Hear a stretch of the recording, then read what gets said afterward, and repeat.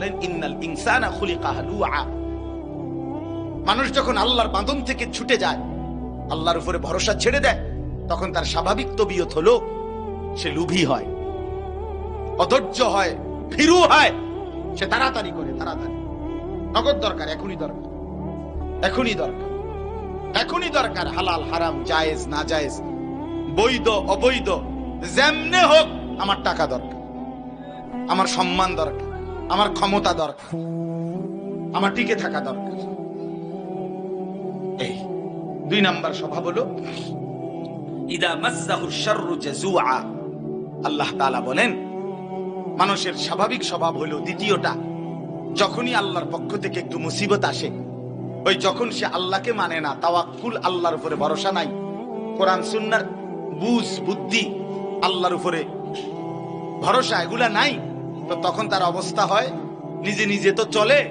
যখনই একটু মুসিবত বড় সড়ো কোনো বিপদ আপদ আসে একদম হতাশ হয়ে যাবে, আত্মাও ছেড়ে দেয়। হায় হায় কি রে, সব তো গুছাই এলাম ক্লিয়ার, এরকম তো এবার কথা না,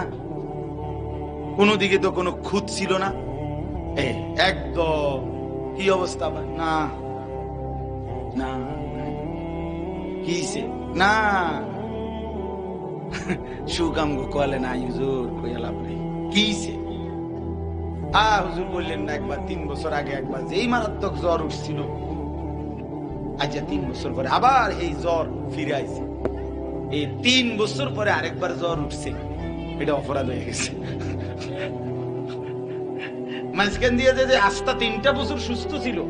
ডাকাইতের এই কথাটা মনে নাই, তে ডাইরেক্ট কইয়া দিল কি সুখ আমরার কপালে নাই, কথা বুঝছেন? 6 বছরের মাথায় একবার হয়তো ব্যবসার মধ্যে 10,000 টাকা মার খাইছে বা 5,000 মার খাইছে, কিছু মার খাইছে মনে, না কি এর ব্যবসা আমরার কপালে না, ব্যবসা আমার লেগে আইছে না, আরে না বেটা ব্যবসা আমরা লেগে না,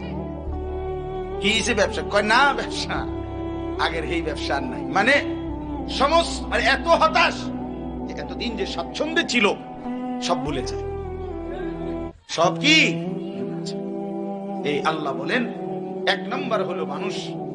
স্বাভাবিকভাবে যখন আল্লাহর বাঁধন থেকে মুক্ত, আল্লাহর ভরসা থেকে মুক্ত থাকে, তখন সে লোভী হয়, তাড়াতাড়ি করে, অধৈর্য থাকে, আর হলো যখনই কোনো তার মুসিবত তার চাহিদা মতো প্রত্যাশা মতো কিছু না পায় হতাশ হয়।